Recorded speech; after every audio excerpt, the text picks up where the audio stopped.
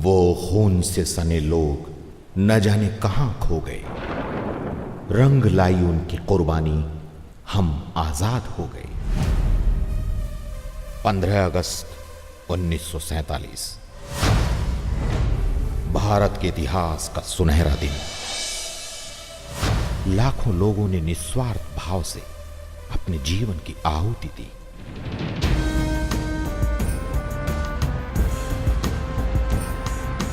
महान लोगों ने महान प्रयास किए और हमने गुलामी की जंजीरों को तोड़ दिया। सबकी आंखों में सुनहरे भविष्य के सपने थे। सपने हकीकत में बदले इससे पहले महंगाई ने आम आदमी को अपना गुलाम बना लिया।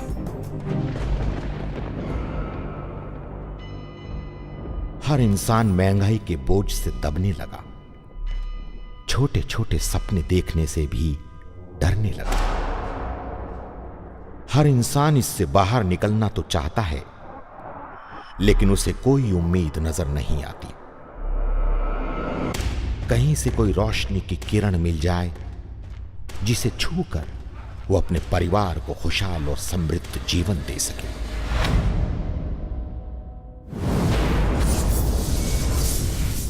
पंद्रह अगस्त 2011 एक आम आदमी के सपनों को पूरा करने के लिए एक कंपनी का उदय हुआ, जिसका नाम है दीपक एनर्जी।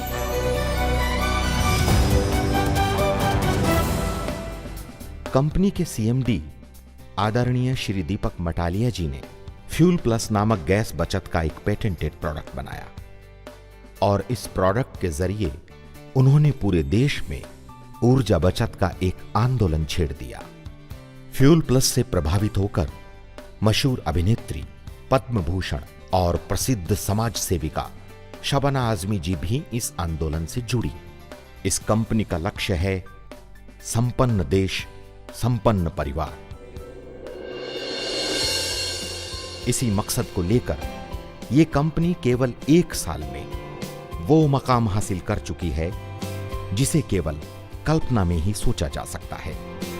तो आइए चलते हैं कंपनी के इस 1 साल के बेहतरीन सफर पर।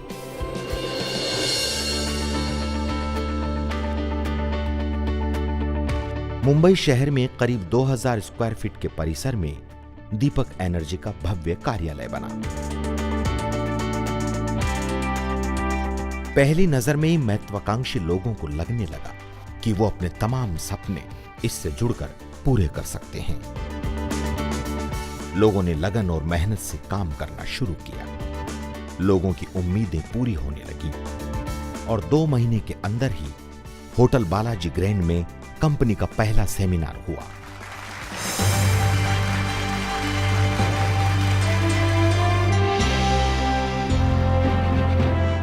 इस कार्यक्रम में कई सफल लीडर शामिल हुए और नए लोगों को प्रोत्साहन मिला।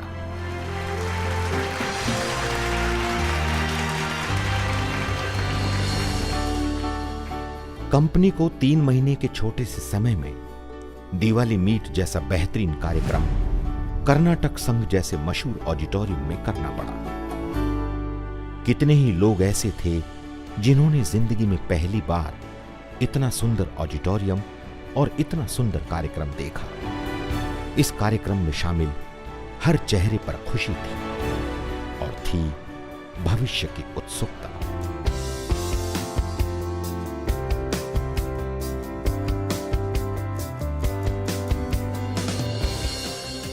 कंपनी से जुड़ने वाले लोग तेजी से बढ़ने लगे। नए लोगों को इस कंपनी की भविष्य की योजनाओं और कंपनी में कैसे तेजी से काम करना है, इसकी ट्रेनिंग का पूरे 1 दिन का कार्यक्रम रखा गया। मुंबई के मशहूर फ्लैग्स होटल में हुए इस ट्रेनिंग कार्यक्रम के बाद कंपनी से जुड़े छोटे से छोटे लीडर के भी इरादे बुलंद हो गए।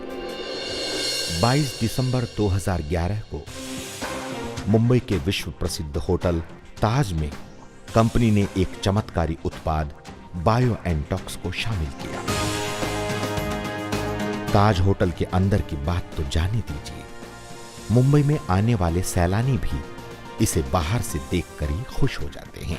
ऐसे होटल में बायो एंड टॉक्स का उद्घाटन बहुत बड़ी बात थी। सभी लीडर्स ने इस 7 स्टार होटल का आनंद लिया। कंपनी में प्रोडक्ट्स और लीडर्स तेजी से बढ़ने लगे, अतः कंपनी को फिर से सुई पैलेस जैसे 3 स्टार होटल में पूरे दिन का लगभग 400 लोगों को ट्रेनिंग देने का कार्यक्रम रखना पड़ा। इस ट्रेनिंग प्रोग्राम ने यह तय कर दिया था कि ये 400 लोग आने वाले समय में पूरे देश में आर्थिक आजादी की क्रांति का बिगुल बजाने वाले योद्धा बन गए हैं। अब कंपनी का व्यापार तेजी से फैलने लगा और 14 अप्रैल को कंपनी ने फिर से कर्नाटक संघ में कुछ नए उत्पाद के साथ एक भव्य कार्यक्रम किया। कंपनी से जुड़े लोगों से ऑडिटोरियम खचाखच भरा था, जो आने वाले समय का आगाज था कि दीपक एनर्जी ने आर्थिक क्रांति का बिगुल बजा दिया है।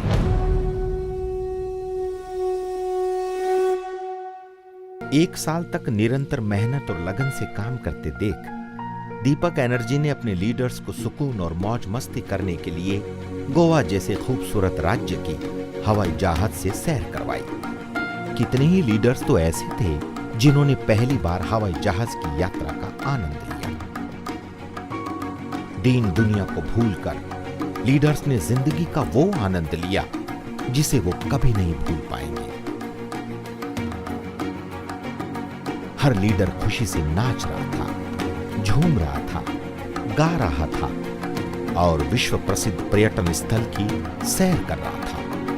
यूं कह सकते हैं कि जिंदगी के हर लम्हे को जी रहा था। इसमें कोई शक नहीं कि गोवा का यह सफर लीडर्स के लिए अद्भुत और अनोखा था। इस समय हमारे देश में लगभग 2000 से 3000 नेटवर्किंग कंपनियां काम कर रही हैं, लेकिन दीपक एनर्जी के अनोखे उत्पादों और जबरदस्त सिस्टम ने पूरे देश में वो मकाम हासिल किया है जिसे बयां करना मुश्किल है। 1 साल का ये अनोखा सफर आने वाले समय में तूफानी गति से बढ़ने वाला है।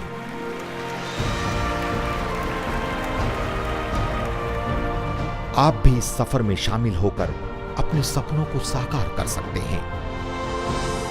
अपने और अपने परिवार को वो सौगात दे सकते हैं जिसे आपकी आने वाली पीढ़ियां सदियों तक याद रखेंगी।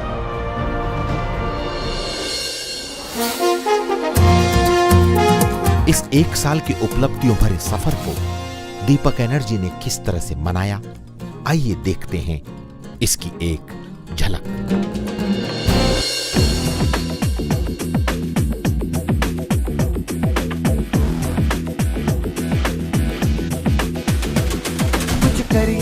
कुछ करिए नस नस मेरी खोले, हाय कुछ करिए,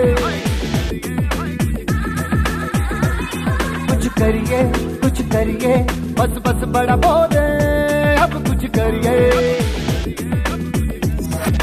ओ कोई तो चल सिद्ध फड़िए, तू बेतरिए या मरिए, हाय कोई तो चल सिद्ध फड़िए, तू बेतरिए या मरिए। चक दे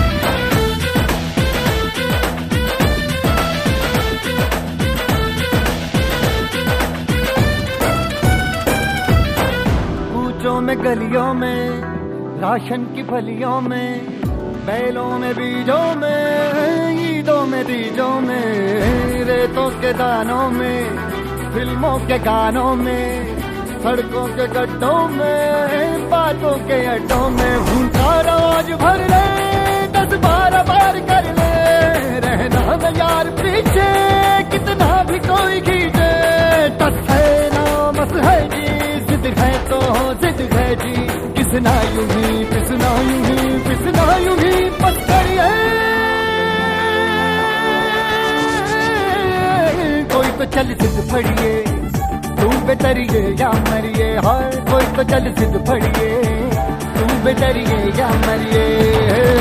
चक दे हो चक दे गिलिया, चक दे हो चक दे गिलिया, चक दे हो चक दे गिलिया, चक दे हो चक दे गिलिया।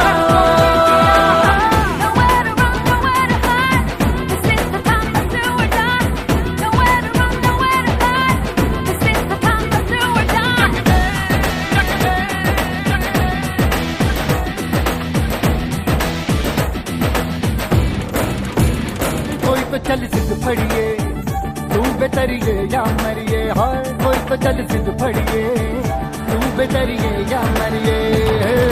चक दे हो चक दे गिलिया, चक दे हो चक दे गिलिया, चक दे हो चक दे गिलिया, चक दे हो चक दे गिलिया।